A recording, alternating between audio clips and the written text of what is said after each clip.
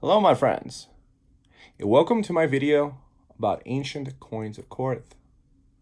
My name is Ilya Zlobin, and I will be your guide through ancient history today by exploring coins of ancient Corinth and the other cities such as Metropolis in Acarnania. So, what is the biggest takeaway from Corinth and Corinth types of coins? They featured the Pegasus on one side and Athena on the other. So let's just go through these one by one and explore the types right away. All right. So the Corinthian types spread across the ancient world. This one actually being from the city of Syracuse in Sicily. Look at this beauty of a type. So what separates this one from the Corinthian types is that you have the city's name, Surakosion in Greek, written around the head of Athena. Look at the beauty of this ancient Greek coin from circa 344 to 338 BC. Look at the strike type.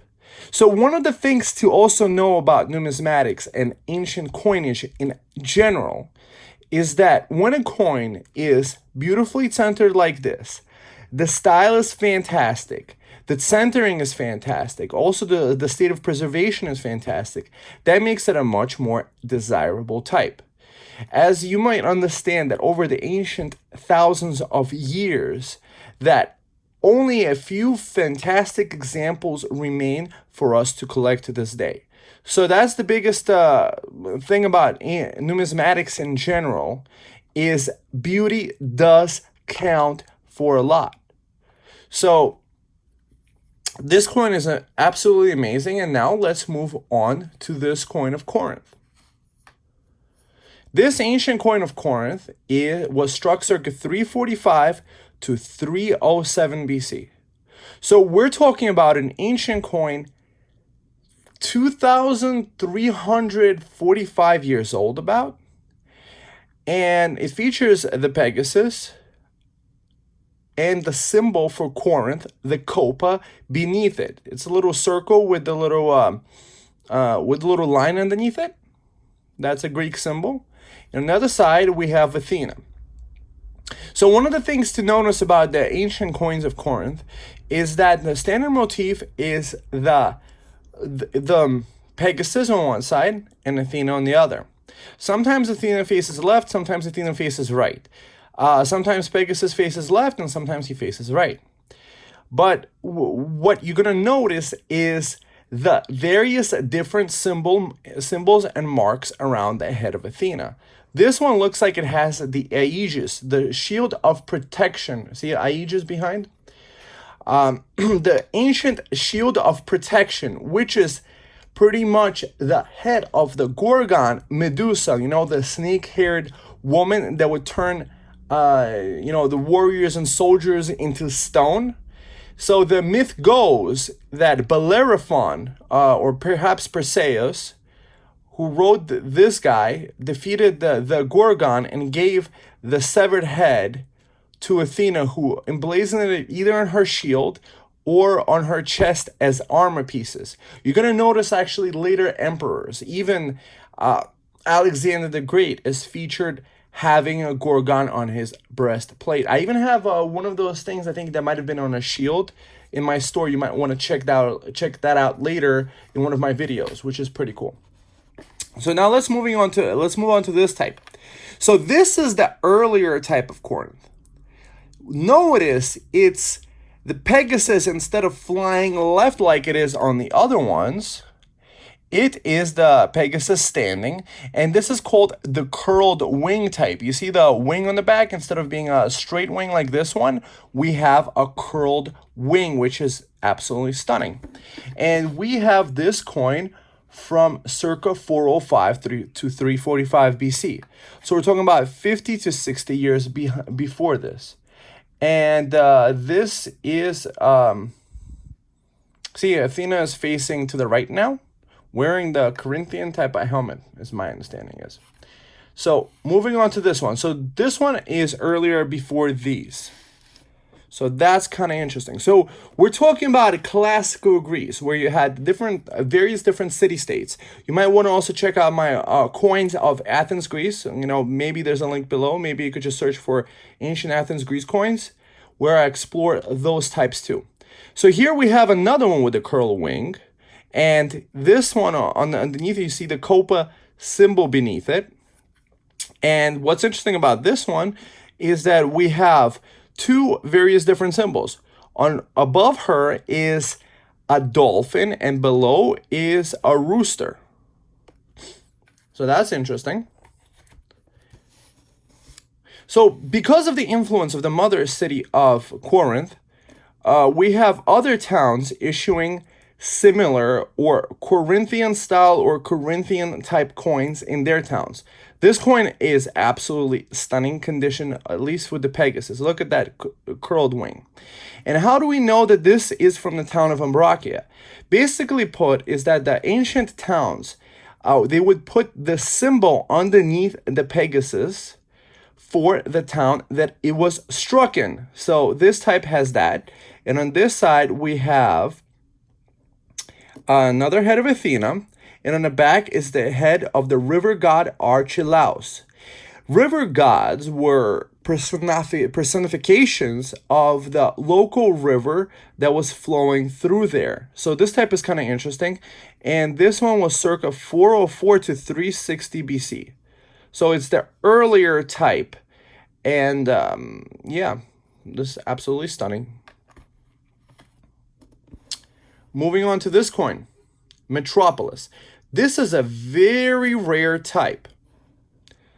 Metropolis, if you look at it, the coins, the Corinthian type coins, and I think maybe other coins of Metropolis from the city of Acarnania, the area.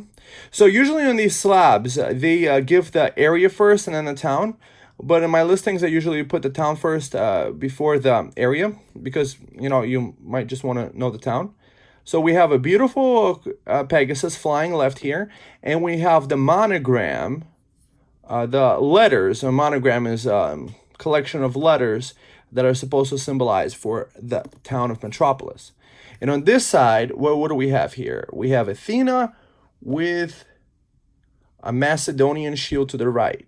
That's kind of beautiful. So what's also interesting is that sometimes you see coins with pedigrees. People actually value these a lot. When you have a thing like provenance, this coin is from 1984, ancient, old sale over 30 years ago. So people treasure these kinds of coins for decades. So when you're buying this kind of piece, it means somebody could have been loving it for decades or generations. This is the kind of wealth that could be passed on from generation to generation. True intergenerational wealth, you could say. So another coin of Corinth. And you're going to notice with these is that there's such a wealth of Corinthian types to collect. So this one, we have Artemis with a torch. In the Romans, she's also known as Diana Lucifera. Perhaps another way of describing it is that this is Artemis with a torch being like the mood goddess Selene.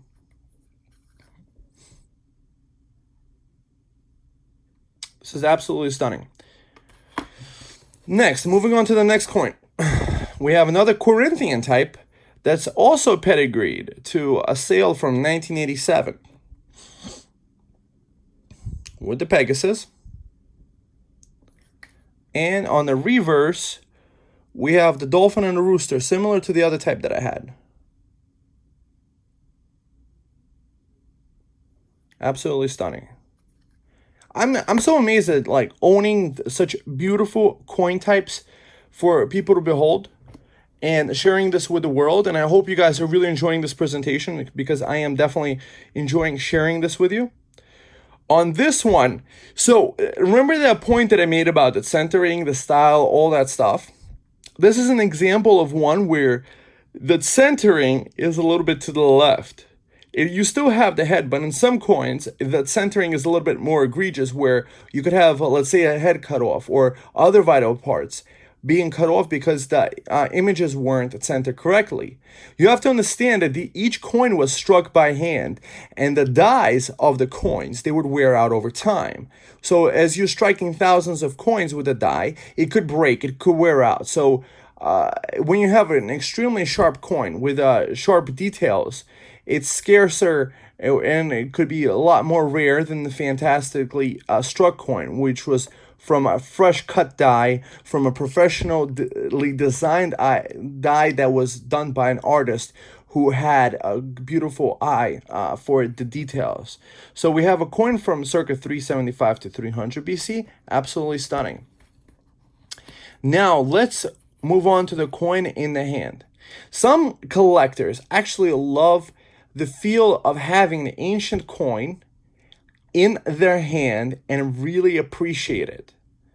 With the details, looking at the sides, things like this. It's just what it does for certain people, and I could say this is absolutely really enjoyable to do, is to actually hold the ancient coin in your hand.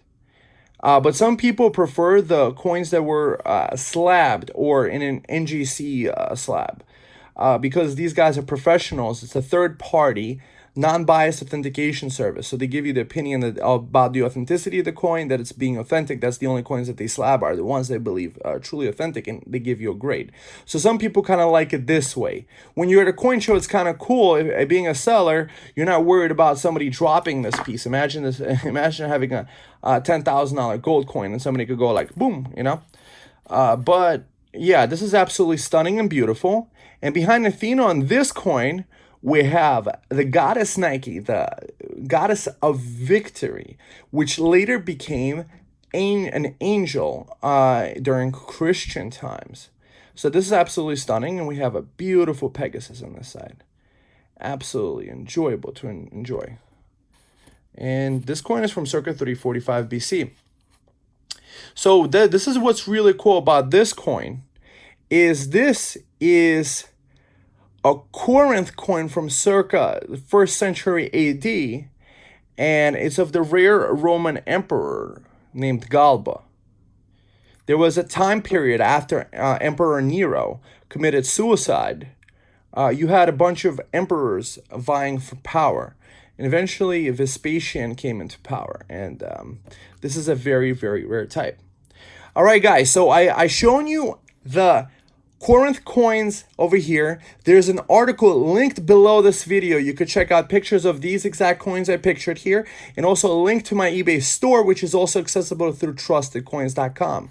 I recommend signing up to my email list at list.TrustedCoins.com so that I could send you these kinds of videos directly right to your email inbox, and you could enjoy the ancient history, the art, the beauty of these coins with me. See you guys soon, and give this video a nice big thumbs up. All right, my friends, talk to you soon. Bye.